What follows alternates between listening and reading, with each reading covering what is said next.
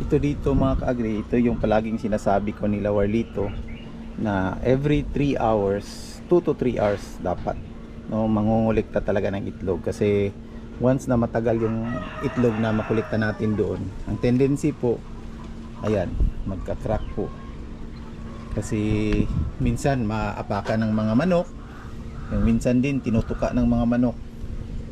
Ayan, so reject na yan. Good thing lang, pwede natin ito ulamin.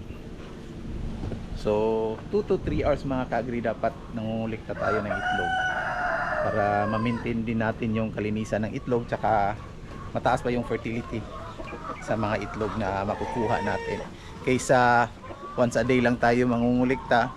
So tendency maraming ma-reject mga ka-agri. Ayan dito, ayan sila.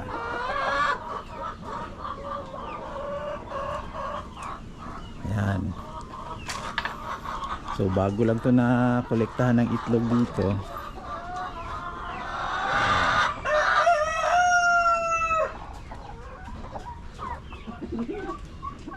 So may primoxil yan. So pagka 12 noon, tinatanggal na namin yung mga primoxil kung may naiwan. Tapos vitamins na naman, Vitamin Pro.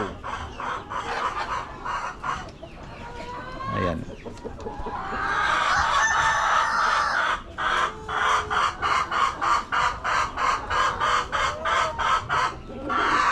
Okay.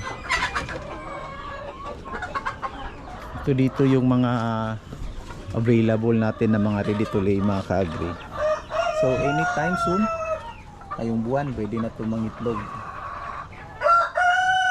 So sa mga may balak dyan, ayan, PM lang kayo. May mga 30 plus heads na lang yung naiwan.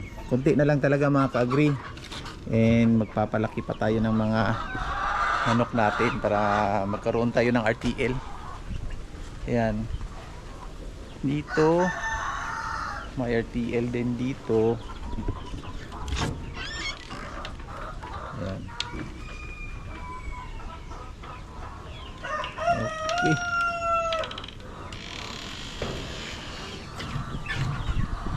So all in all, ito lang talaga yung area natin, yung may extra tayo dito. Ayan. So yung area natin dito siguro nasa mga 200 square meter lang itong area natin. More on talagang backyard lang talaga mga ka-agri. So pwede naman natin ilipat ito pag may area tayo, commercial tayo, gawin nating 1,000 plus heads. Pero sa nakikita namin, yung kaya ko lang talaga mga ka-agri is ganito lang muna, karami. Kasi once na marami na, malaki na din yung kapital, dagdag tayo ng mga tao. So yung trabaho madagdagan din yung trabaho mga ka-agri. So ito lang yung ano natin, parang backyard lang talaga yung makaya natin sa ngayon. Pero sa demand naman sa market dito sa mga free range chicken, sa nakikita ko mga ka-agri, napakataas talaga yung demand. Pwede talaga i-full swing talaga. Pero yun nga, hindi ko naman ito main na trabaho talaga. So parang parang hobby lang din. So kaya ito lang din yung ganito lang din karami yung inalagaan namin. So 2 tao yung nagtatrabaho dito, si Warlito at saka si Jongjong. So yung compensation naman, so far hindi naman lugi, nakakapagsweldo naman tayo, nakapagbili naman tayo ng feeds saka mga vitamins. So far okay lang, hindi naman lugi talaga mga ka-agri. Lamang lang tayo siguro kasi nagbablog tayo, so may mga nakikita talaga tayong nakukuha tayong mga customers. Maraming nagpi-PM sa atin everyday. So yun lang, kung magsimula kayo gaya nito mga ka-agri, suriin nyo muna yung target market ng mga ka-agri. kung sino yung posible o pwede nyong bintahan ng mga produkto nyo. Pero sa poultry industry naman mga ka-agri, hindi naman talaga mahirap talaga ibenta yung mga manok. Diskarte lang talaga and sipag. Ayan. So para sa akin mga ka-agri, pinaka main talaga kung papasok tayo dito, so may palagi kong sinasabi, kinawalito yung talagang force structure na kinakailangan talaga kung papasok tayo dito sa negosyo na to. Ang unang-una po, right genes po. Maganda po talaga dapat yung mga materialis na gagamitin natin. Gaya nito, yung ginamit natin dito, mga dominant CZ, mga parent stocks to. Yung mga nagpo-produce ng itlog, ito yung mga imported natin na mga parent stocks. So, kumbaga, resistant pa talaga sila sa sakit. Tapos yung productivity nila matataas pa talaga.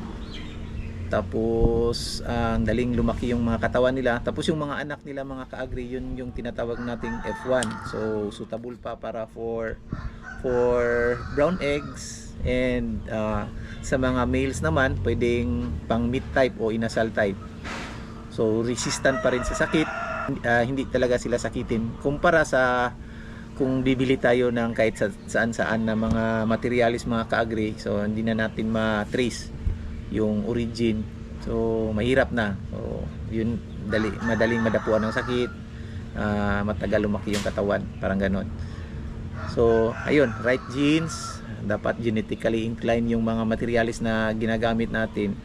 Tapos yun, shelter, napaka-importante po talaga na may pabahay tayo kung papasok tayo sa ganitong klase ng negosyo mga ka-agri. Kasi sa nakikita ko mga ka-agri, hindi maganda talaga na walang shelter itong mga manok. Kung iniisip natin na parang mga native lang, no, na walang shelter, mataas yung chance talaga na madali silang madapuan ng sakit, madali silang umina yung mga katawan nila pag expose talaga sa sunlight saka sa ulan. So mas sa nakikita namin ni Walito, mas talaga, mas madali talaga silang palakihin pag may magandang shelter, no, pabahay natin. So hindi naman masyadong dapat na mamahalin yung mga materialis na gagamitin natin, basta lang may masisilungan yung mga alaga natin tuwing umulan, saka kung talagang grabe yung init. Tapos ayan, shelter. Tapos pangatlo yung nutrition mga ka-agri. Importante na suriin natin kung ano yung saktong feeds na gagamitin natin, kasi may stages ito sila, from day old to up to ready to lay, up to breeders mga ka-agri. So iba't ibang stage, iba't ibang feeds na gagamitin natin. So dapat marunong tayo kung ano yung mga feeds na dapat gagamitin natin. So nutrition, proper nutrition, tsaka yung ikaapat mga ka-agri, yung biosecurity. So dapat malinis yung area, may disinfectant, may foot bath bago tayo papasok sa area, may foot bath talaga. Tapos weekly o every other day, nagsispray ng mga anong tawag nito, disinfectant sa paligid.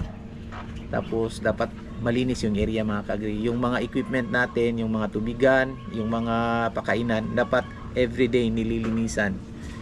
Ayan. So, yan yung para sa amin, yan yung pinaka basic foundation talaga kung papasok tayo sa ganitong klaseng negosyo. Ayan. So, huwag kayong matakot kung may bala kayo na mag-engage sa backyard farming, sa ganitong klase, mga free range chicken. Pwede din nating tawagin itong cage free kung naka-cage sila.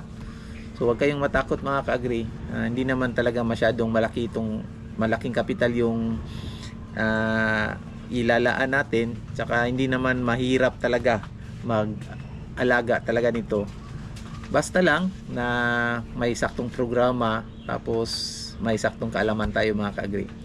Then ayan, syempre wag nating kalimutan na magdasal, maghingi ng guidance sa kay Lord, no, para maging successful tayo sa kahit anumang business na papasukin natin. Dapat i-partner natin si Lord. Ayan. Happy farming mga ka-agri, sana may natutunan kayo. sa content na to. Happy farming and God bless po.